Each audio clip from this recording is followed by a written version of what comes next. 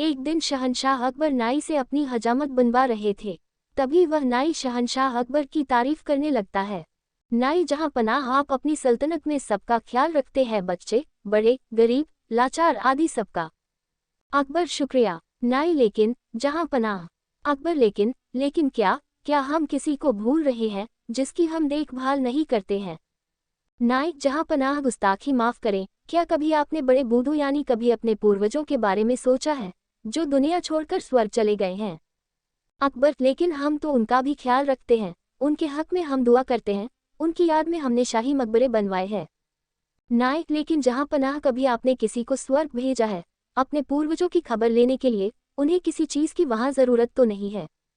अकबर ये क्या कह रहे हो? कोई स्वर्ग जाकर वापस कैसे आ सकता है? तुम्हारा दिमाग खराब हो गया है क्या? कोई स्वर्ग की यात्रा करके वापस कैसे आ सकता है? नाई जहां पनाह, मैं सच कह रहा हूँ, स्वर्ग की यात्रा करके वापस आ सकता है। मैं एक ऐसे योगी बाबा को जानता हूँ जो स्वर्ग भेजकर वापस बुला सकते हैं। वजीर अब्दुल्ला उनके भक्त हैं। आप चाहे तो वजीर अब्दुल्ला से कहकर आप उस योगी को बुला सकते हैं। अकबर ठीक है, तुम कल ही वजीर अब्दुल्ला से कहकर उस योगी को बुलाओ। फिर अगले दिन वजीर अब्दुल्ला उस योगी बाबा को लेकर आते हैं। अकबर वजीर अब्दुल्ला, क्या योगी बाबा दरबार में आ गए हैं? वजीर अब्दुल्ला जी जहां पनाह, वो दरबार के बाहर ही खड़े हैं, आपकी इजाज़त हो तो उन्हें बुलाया जाए। अकबर जी वजीर अब्दुल्ला, उन्हें बुलाया जाए। योगीराज निरंजन बाबा दरबार में हाजिर होते हैं। योगीराज अलख निरंजन, मेरा नाम योगी निरंजन बाबा है। अकबर, हमने सुना है योगी जी आप किसी को भी स्वर्ग भेजकर वापस बुला सकते हैं, ये बात सच है? योगीराज हाँ, मैं किसी को भी स्वर्ग भेजकर वापस बुला सकता हूँ। अकबर, हमें भी अपने पूर्वजों के बारे में जानकारी चाहिए, वह स्वर्ग में कैसे रह रहे हैं? उन्हें वहाँ किसी चीज की जरूरत तो नहीं है।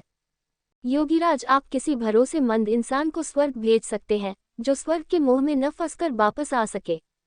वजीर अब्दुल्ला, जहां पनाह, आप बीरबल को इस काम के लिए भेज दीजिए। बीरबल से ज्यादा भरोसेमंद और कौन हो सकता है?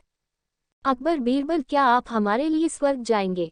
बीरबल जी जहां पनाह, मैं स्वर्ग जरूर जाऊंगा, लेकिन उससे पहले मैं निरंजन बाबा से कुछ पूछना चाहता हूँ।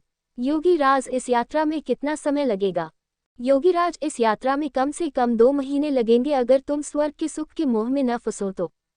बीरबल, योगी जी आप मुझे स्वर्ग कैसे भेजेंगे? योगीराज, मैं एक पवित्र आग जलाऊंगा, उसमें तुम्हें प्रवेश करना है।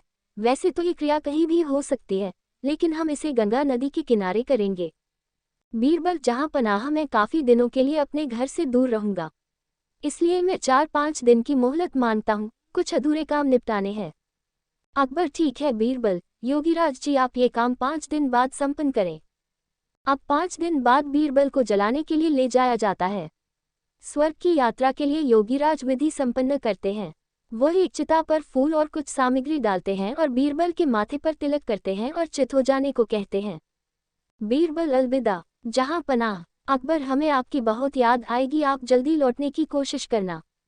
बीरबल जी जहां पनाह, मैं जल्दी लौट कर आऊंगा। और फिर 2 महीने गुजर जाते हैं। शहंशाह अकबर बहुत चिंतित हो जाते हैं। अकबर, हमें बीरबल की बहुत याद आ रही है। 2 महीने गुजर चुके पर बीरबल अभी तक नहीं लौटे, हमें बहुत चिंता हो रही है।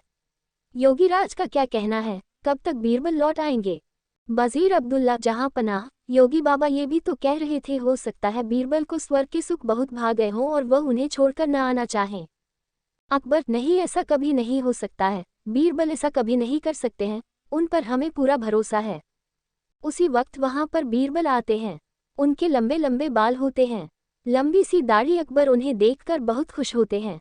अकबर, खुशामदीद खुशामदीद, हमें आपको देखकर बहुत खुशी हुई, और बताए स्वर्ग में हमारे पूर्वज कैसे हैं? उन्हें किसी चीज की वहां जरूरत तो नहीं है?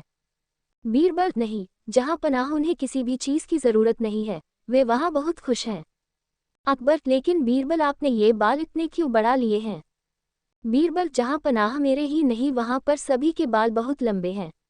वहां पर कोई नाई नहीं है बाल काटने के लिए, इसलिए उन सभी ने यहाँ पर जो नाई है उसे बुलाने के लिए कहा है ताकि वो वहां सबके बाल काट सके। अकबर, हाँ हाँ, क्यों नहीं, हम अभी अपने नाई को वहां भेज रहे हैं। योगीराज, और वह नाई अभी यहीं पर है, वो इस वक्त हमारे मेहमान बनकर रह रहे हैं। हम अभी स्वर्ग भेजने की क्रिया करवाते हैं। योगीराज और उस नाई को बुलाते हैं।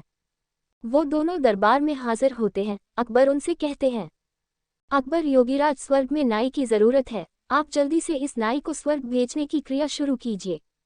नाई अपने घुटनों पर गिरकर, जहां पनाह, मुझे माफ कर दीजिए, मुझसे ये सब वजीर अब्दुल्ला ने करवाया था, क्योंकि वह बीरबल की शोहरत से जलते हैं और बीरबल को अपने रास्ते से हटाना चाहते थे, और ये बाबा भी पाखंडी है।